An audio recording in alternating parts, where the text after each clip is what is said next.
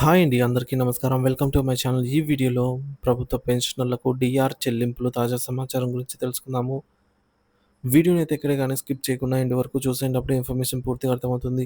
Video చూస్తున్న ప్రతి ఒక్కరు వీడియోకి లైక్ చేయండి ఫ్రెండ్స్. వీడియోని తోటి పెన్షనర్ మిత్రులతో అయితే షేర్ చేయండి. కొత్తగా మన ఛానల్ చూస్తున్నారు. ఇంకా ఎవరైనా సబ్స్క్రైబ్ చేసుకోకుంటే వెంటనే మన ఛానల్‌ని సబ్స్క్రైబ్ చేసుకోండి. దీని ద్వారా నేను చేసే లేటెస్ట్ వీడియోస్ అన్నీ మీ వరకు రీచ్ అవుతాయి. ఇక ఆలస్యం చేయకుండా వివరాల్లోకైతే వెళ్ళిపోదాము. ఫ్రెండ్స్ ఇక విషయానికొచ్చినట్లయితే రాష్ట్రంలో పదవీ విరమణ పొందిన పెన్షన్ మరియు ఇతర రిటైర్మెంట్ బెనిఫిట్స్ సకాలంలో చెల్లించడంలో రాష్ట్ర ప్రభుత్వం నిర్లక్ష్యం చేస్తోంది. పెన్షన్ మరియు రిటైర్మెంట్ బెనిఫిట్ల చెల్లింపుల ప్రతి సంవత్సరం పెరుగుతూ ఉండటంతో ప్రభుత్వం ఆర్థికంగా తీవ్ర ఒత్తిడి ఎదుర్కొంటోంది. ఆర్థిక నిపుణుల అంచనా ప్రకారం ఈ విభాగంలో ప్రతి ఏడాది కనీసం 15,000 కోట్ల నుంచి 16,000 కోట్ల వరకు ఖర్చు అవుతూ ఉంటుంది.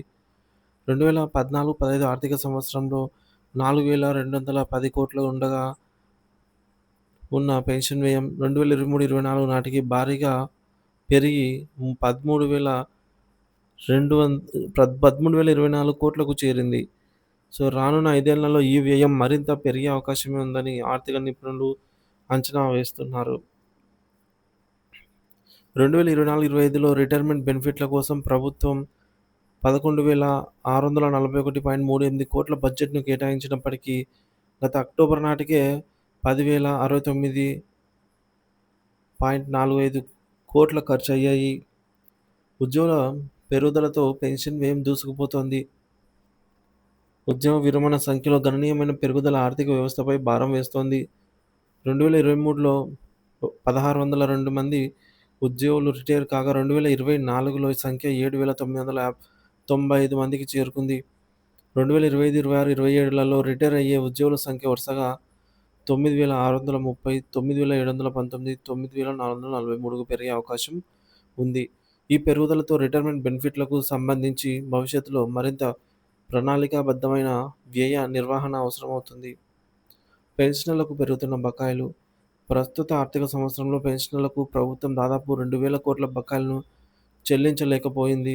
ఈ బకాయిలు తీర్చడానికై టీజీఐఐసి భూములను తాకట్టు పెట్టి 10,000 కోట్ల రుణం తీసుకోవాలని ప్రభుత్వం యోచిస్తోంది.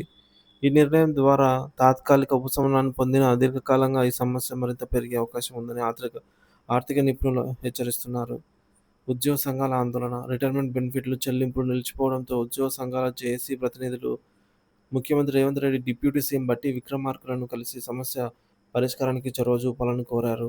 ప్రభుత్వ వాదన ప్రకారంగా ప్రతి నెల మొదటి తేదీకి జీతాలు చెల్లిస్తున్నామని చెప్తున్నప్పటికీ వాస్తవానికి ఉద్యోగులకు జీతాలు సకాలంలో అందటం లేదని వారు విమర్శించారు.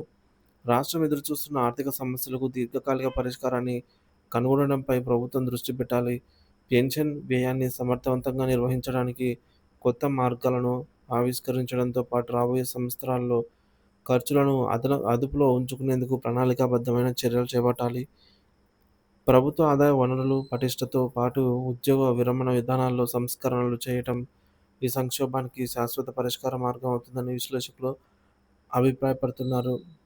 చూడ చూడొచ్చు ఫ్రెండ్స్ టేబుల్‌లో పెన్షన్ బడ్జెట్ పెరిగింది ఇలా.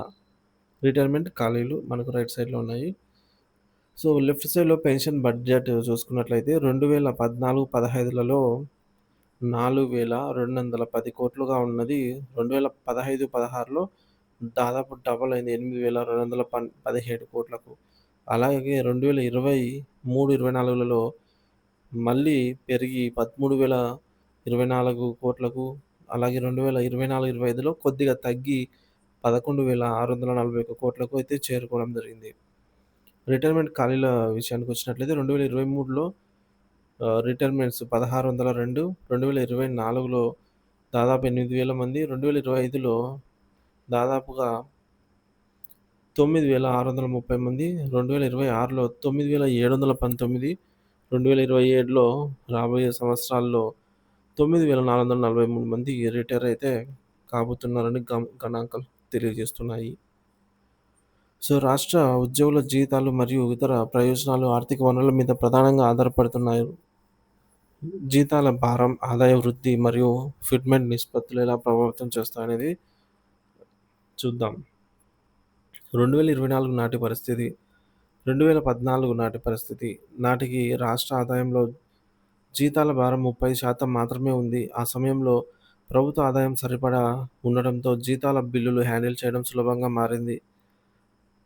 43% ఫిట్‌మెంట్ ప్రభావం. 43% ఫిట్‌మెంట్ ఇవ్వడం వల్ల జీతాల భారం 30% నుంచి 39%కి పెరిగింది.